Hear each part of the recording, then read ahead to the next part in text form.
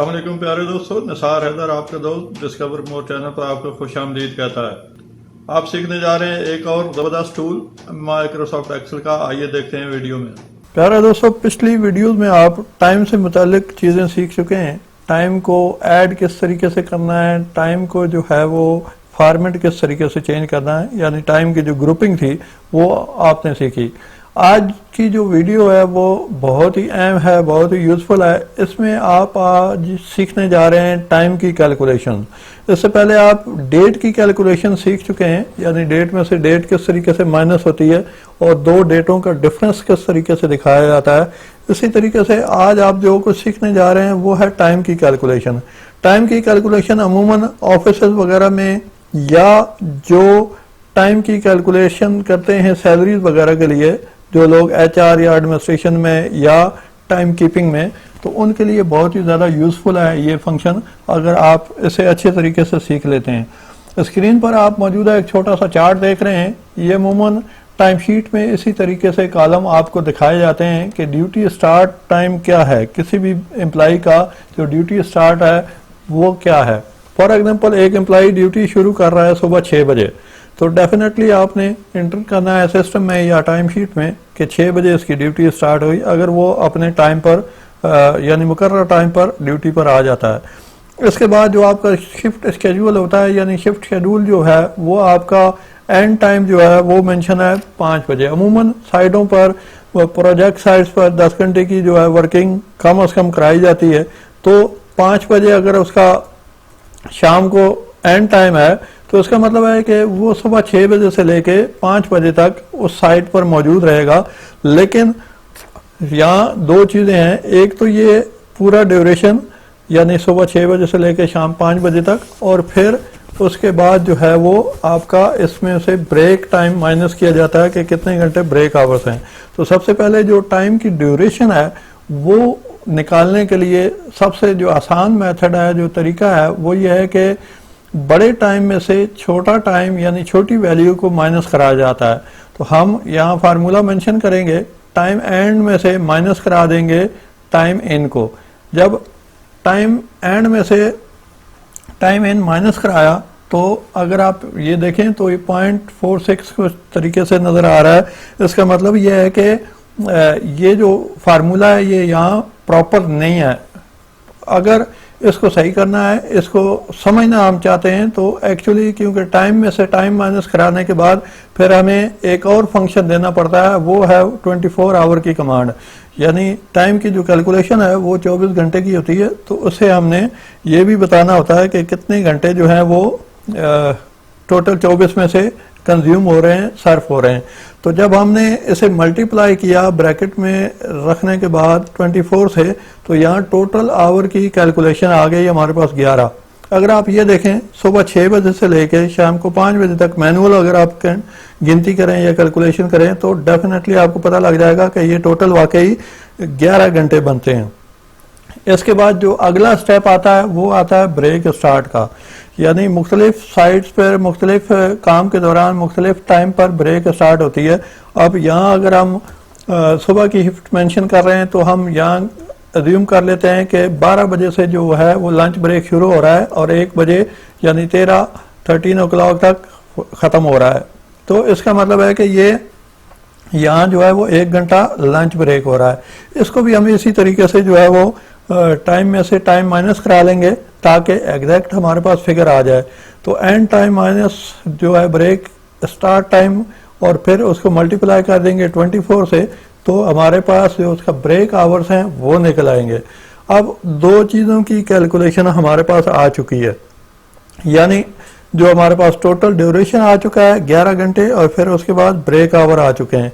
अब डेफिनेटली हमने total our में से, यानी टोटल जो शिफ्ट है क्या जो आवर थे उसमें से वो ब्रेक आवर जब माइनस कर देने हैं, तो ये माइनस करने के बाद हमारे पास एग्जैक्ट जो शिफ्ट के स्केड्यूल या शिफ्ट का जो शेड्यूल है वो आ जाएगा। यानी ये जो शिफ्ट है या जो एम्प्लॉय के जो वर्किंग आवर हैं वो 10 हैं।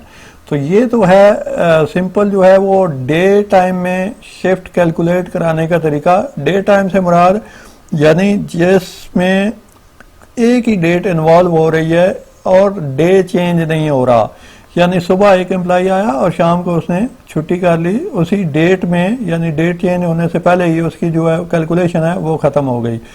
लेकिन अगर किसी जगह डेट चेंज हो रही है यानी शिफ्ट उसकी दूसरे दिन में फ़ाल हो रही है, जैसे कि आप एज्यूम करते हैं कि नाइट शिफ्ट या इवनिंग शिफ्ट जो होती हैं वो एक दिन में शुरू होती हैं और रात को 12 बजे के बाद क्योंकि डेट चेंज हो जाती है तो इसलिए उसकी जो कैलकुलेशन है वो थोड़ा सा डिफरेंट मेथड से करनी पड़ती है, डिफरेंट तरीके से करनी पड़ती है।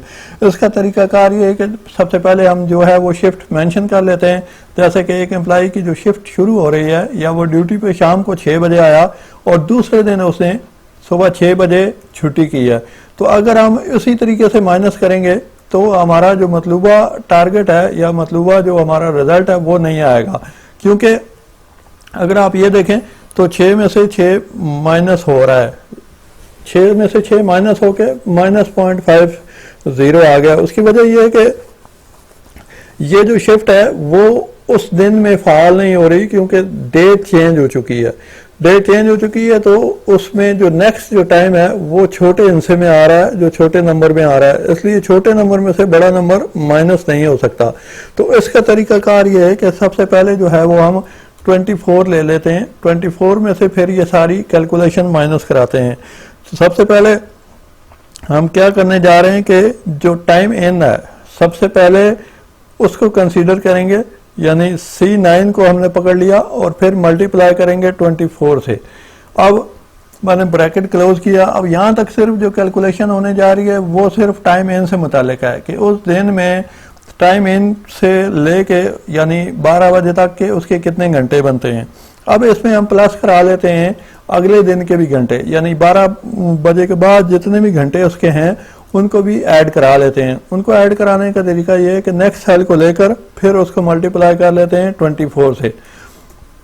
तो इस फार्मूले को अगर आप गौर से देखें तो इसमें दो चीज़ों को आपस में सम कर दिया गया, यानी 24 घंटे में से दो चीज़ों को सम करके पहले 24 घंटे में से माइनस किया गया और दो चीज़ों को आपस में सम कर दिया गया। जो 12 बजे से पहले का जो टाइम था उसको सेपरेट रखकर और जो 12 बजे के बाद का टाइम था उसको साथ ऐड करके इन दोनों को जब आपस में सम किया तो इसका जो रिजल्ट आया वो आया 12। अगर आप 6 से 6 तक वैसे भी काउंट करें तो 12 घंटे बनते हैं। इसका मतलब है कि ये फार्मूला या ये कैलकुलेशन नाइट शिफ्ट के लिए है जहां आपकी डेट चेंज हो रही है, आपका जो टाइम है वो दूसरे दिन में फाल हो रहा है। इसी तरीके से अब ब्रेक आवर पे आ जाते हैं। फॉर एग्जांपल रात को 10 बजे जो है वो ब्रेक शुरू हुआ और 11 बजे जो है वो ब्रेक खत्म हुआ। सेम उसी तरीके से फार्मूला लगाएंगे हम, क्योंकि यहाँ जो ब्रेक टाइम है, जो एंड टाइम है वो उससे बड़ा है, यानी जो स्टार्ट टाइम है तो उसको माइनस करा देंगे छोटे टाइम में से, यानी स्टार्ट टाइम में से, और फिर उसको मल्टीप्लाई करा देंगे 24 से। जब 24 से मल्टीप्लाई करेंगे तो हमारे पास 1 आवर मौजूद आ गया, यानी 1 आवर आ गया। अब बड़ी आसानी से हम जो है वो टोटल टाइम में से ब्रेक आवर अगर हम माइनस कर देते हैं तो हमारे पास शिफ्ट के जो एक्चुअल टाइम है या जो एम्प्लॉय का एक्चुअल टाइम है वो आ चुका है।